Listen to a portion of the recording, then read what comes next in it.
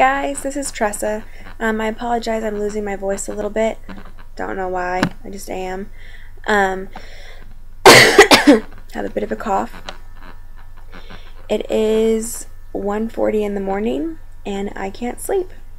So I was behind on a video, so I figured I'd go ahead and post another video this week so I would be caught up so that my video numbers would match the week I'm in.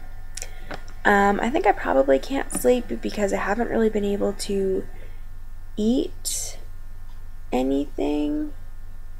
I was really excited to figure out that I could drink diet soda, but I'm finding that it's taking away from my ability to eat food. So I need to be careful about that.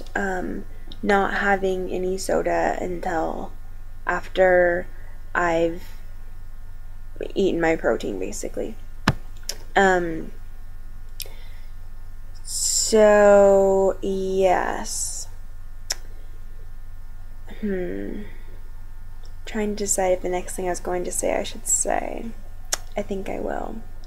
I know what happens when I don't eat because I dealt with a pretty severe eating disorder in high school up till about 4 or 5 years ago. And I know how it feels, like when your body's really starving. And I get kind of manic, I can't sleep, I get kind of depressed. So I think I really just need to focus on getting in the water and the protein and the vitamins for sure. I can't really afford to be sick, and I'm not doing well enough to not be sick. Not that I really felt sick, I haven't really felt sick. It's just I can feel it coming. Like I know what it feels like, and I don't want to feel that way. Partially because I know I don't have time for it, and partially because I don't want to go down that road ever again. So I'm going to have to be really careful with my nutrition so that as I lose weight, I can lose weight quickly, hopefully, but in a safe enough and controlled manner that it doesn't trigger past issues. Part of the reasons why I wanted to bring that up in this video, A, because I was thinking about it, and B, because I thought that because I had a history of an eating disorder, which was really bulimia, I guess was the diagnosis.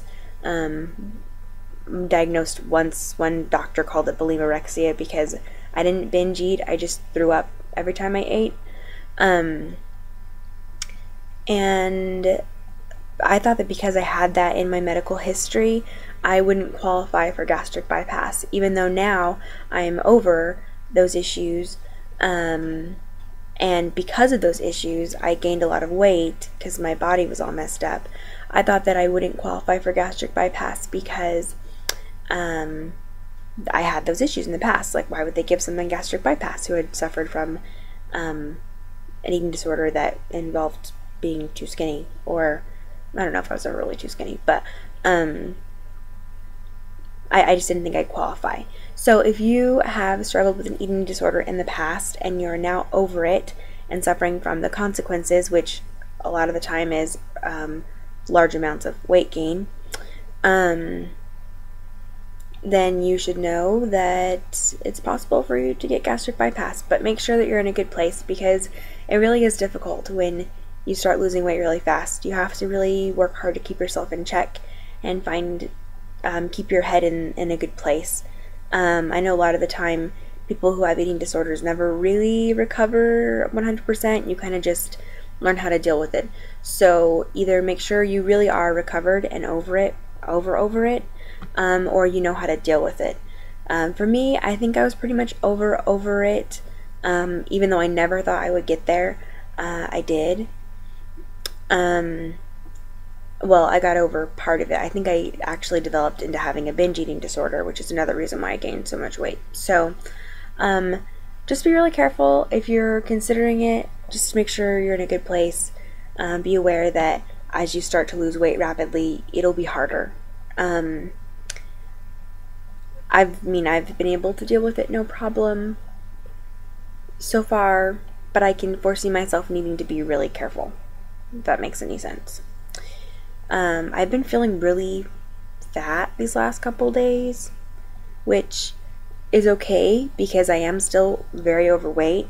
But I kind of hoped that after losing, I think I'm down 37, maybe 40 pounds now.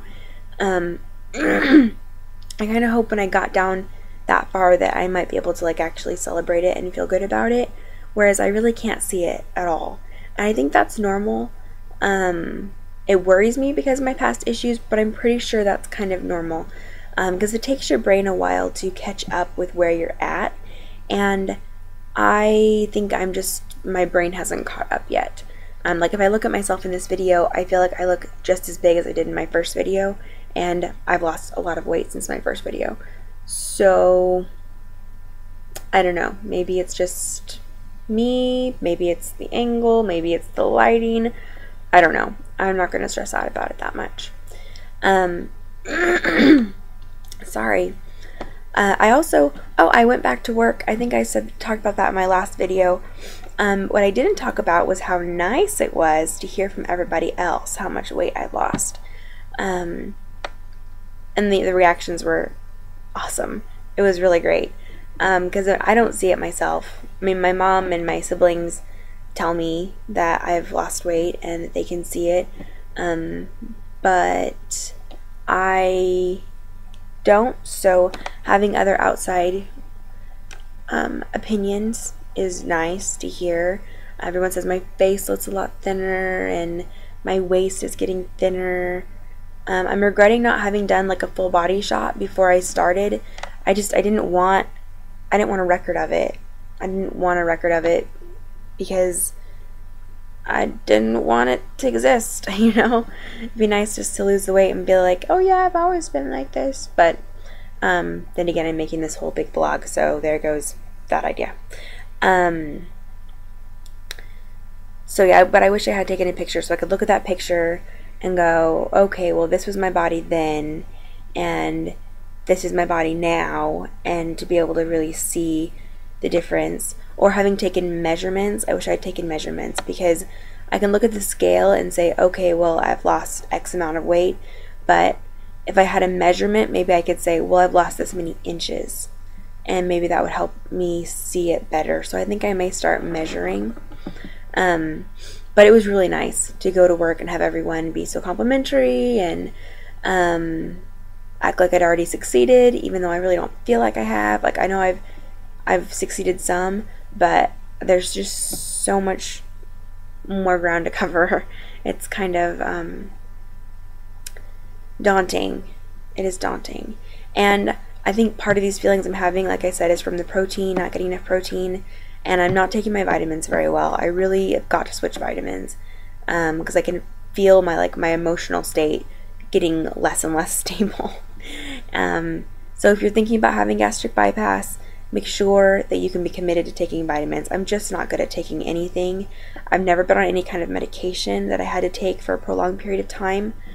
I'm not good at it. So I really need to figure out how to make myself good at taking my supplements and find a supplement that I can really stand to actually take.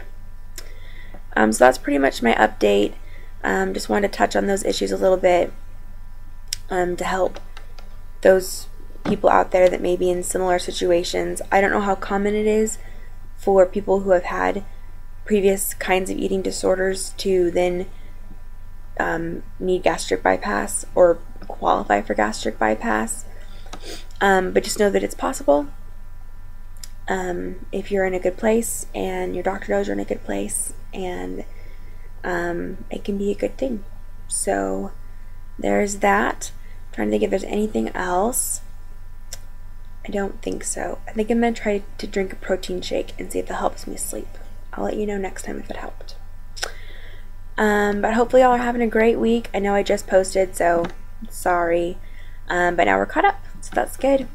If anyone has any questions or comments or ideas for insomnia, maybe vitamin supplement ideas, that would be greatly appreciated. I gotta find something I can take. And a protein that maybe is low carb and low fat that actually doesn't taste like crap. That would be nice. anyways, hopefully y'all are having a great week, and I will talk to you guys next week.